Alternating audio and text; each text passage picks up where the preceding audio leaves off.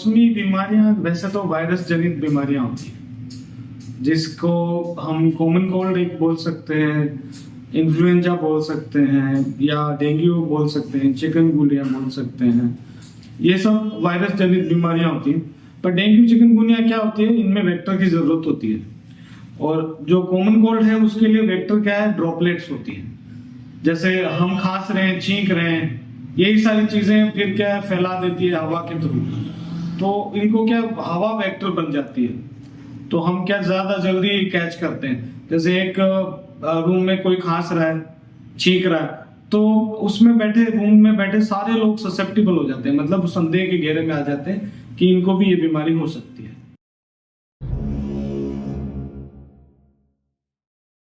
सबसे कॉमन जो हम बोले उसको कॉमन कोल्ड ही बोलते हैं, जो आरएसवी नाम का एक वायरस होता है उसकी वजह से होती है।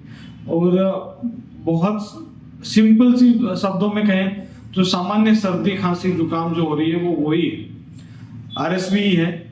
सिम्टम इसके यही होते हैं, सूखी खांसी आ रही होती है, गले में खराश हो रही होती है, और खांसी, छींके, गले में खराश, बुखार, यही 4 सिम्टम होते हैं ज्यादातर लोगों में।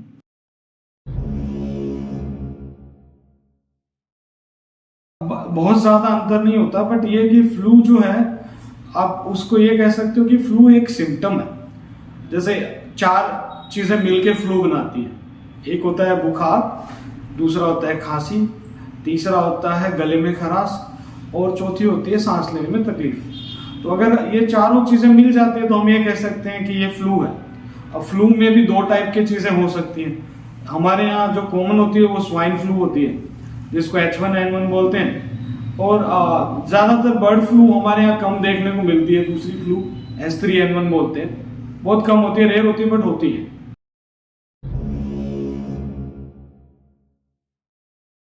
हाँ, वैक्सीनेशन जो है वो पर्टिकुलरली जब आप हेल्थ केयर वर्कर हो, हॉस्पिटल में काम करते हो, तो आपको 6 महीने में एक बार लेना चाहिए। H1N1 का वैक्सीन मिलता है, स्वाइन फ्लू वैक्सीन जिसको बोलते हैं। और कॉमन पर्सन्स के लिए हर साल में एक बार सितंबर से अक्टूबर के बीच में लगवाना चाहिए। एक बार लगा लो सफिशिएंट है, क्योंकि वायरस जो है हर साल चेंज होता है, तो लगानी तो पड़ेगी।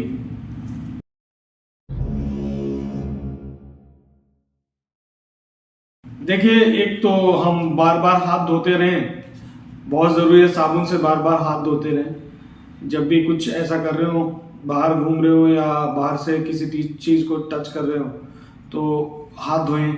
दूसरा, मास्क अपनाएं। अगर आपके आसपास किसी को छींकें आ रही हो, खांसी आ रही हो, तो उससे थोड़ी दूरी बनाएं। घर में अगर किसी सदस्य को ऐसा हो रहा हो तो कर सकते हैं उसका आइसोलेशन, अगर घर में रूम्स ज्यादा अवेलेबल हो तो दूर थोड़ा सा रहें उससे, तो बचाव हो सकता है।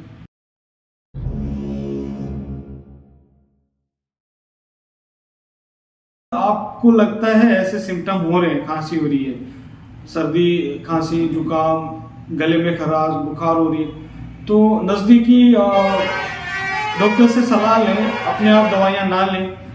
बाकी घर पे आप स्टीम ले सकते हो, गर्म पानी की भाप, कुछ डालने की जरूरत नहीं है, सिंपल गर्म पानी की भाप लीजिए।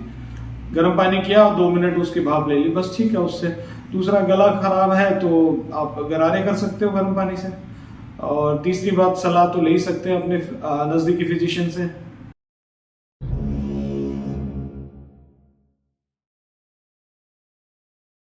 वायरल इलनेस यानी जो ये सर्दी खांसी जुकाम है ना, नॉर्मली इनके लिए ना तो एंटीबायोटिक की जरूरत होती, ना ही स्टीरॉइड्स की जरूरत होती है। ये दोनों ही चीजें हम बहुतायत में देते हैं मेडिकल स्टोर वाले।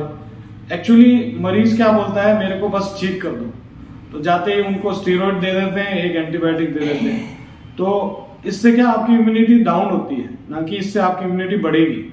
तो स्टीरॉइड्स और एंटीबायोटिक से बचना चाहते हैं तो डॉक्टर से कंसल्ट करें, परामर्श लें, उनसे दवाइयाँ लें। मुझे लगता है ज्यादातर वायरल इलनेस यानी कॉमन कोल्ड में एंटीबायोटिक की जरूरत है नहीं।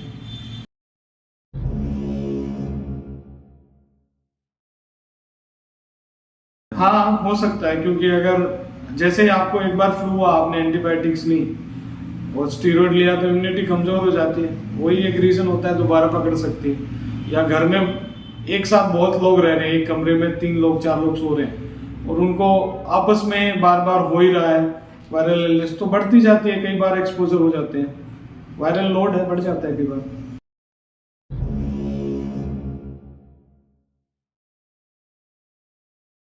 हमारे समाज में क्या है, धूम्रपान बहुत कॉमन सी चीज है, और जो स्मोकर्स होते हैं, जो धूम्रपान करते हैं, चाहे वो बीड़ी पिए, चिलम पिए, हुक्का पिए, सिगरेट पिए, ये सारी चीजें सेम ही होती हैं।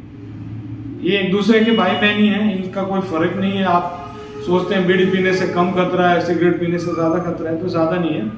अगर आप बीड़ी सिगरेट पीते हैं तो आपको खांसी जुकाम बहुत जल्दी लगेगा, आपको निमोनिया जल्दी होने के चांस रहेंगे, क्योंकि लंग्स जो हैं उनमें बार बार आप सिगरेट बीड़ी पी के धुआं डाल के इंजरी कर रहे हैं, तो ऑलरेडी वहां पे इंजरी है, और आप इंजरी वाली जगह पे निमोनिया यानी बैक्टीरियल निमोनिया होने के चांसेस ज्यादा रहते हैं। तो सीओपीडी एक बीमारी होती है जो सिर्फ स्मोक करने से ही होती है। अगर आप स्मोक कर रहे हैं, चाहे वो कैसा भी स्मोक हो, या तो इन्वायरमेंटल, या आप बीड़ी सिगरेट पी रहे हो, या सेकेंडरी स्मोकिंग कर रहे हो, घर में कोई स्मोक करता है, आप उसके साथ बैठे रहते हो तो आप भी स्मोकर हो, सेकेंडरी स्मोकर हो गए, तो आपको सीओपीडी होने के चांसेस रहते हैं। और सीओपीडी के मरीज को बार बार निमोनिया होता है, और वो बार बार हॉस्पिटलाइज होने के चांसेस उनके रहते हैं। और शराबी जो पेशेंट होते हैं उनकी भी एक एक चीज होती है कि कई बार ऐसा होता है, बार बार जो शराब पीते हैं, ज्यादा शराब पी लेते हैं, उनको लंग अब्सेस होने के चांसेस रहते हैं। कारण क्या है कि जब ज्यादा इंटॉक्सिकेटेड हो जाते हैं, यानी नशे में होते हैं ज्यादा, तो कई बार इन्फेक्शंस जो हैं वो खाने के एस्पिरेशन, यानी खाना मतलब आप खाते खाते ज्यादा नशे में हो तो खाना कई बार लंग्स में चला जाता है, तो वो भी एक न्यूमोनिया बनाता है, उससे कई बार लंग एब्सेस बन जाती हैं। तो ये सारी चीजें हैं जो नशे से जुड़ी हैं। और कई बार मैंने देखा यहाँ पे छोटे बच्चे रोड पे बॉन्ड का नशा कर रहे होते हैं, ग्लू का नशा कर रहे होते हैं, तो उनमें भी निमोनिया होने के चांसेस बहुत ज्यादा हैं, क्योंकि वो भी इनहेलेशन इंजरी कर रहे होते हैं अपने फेफड़ों में। तो मेरा उनको भी एक सलाह है कि ना ऐसा करें, तो शायद आप अपने आप को बचा पाए।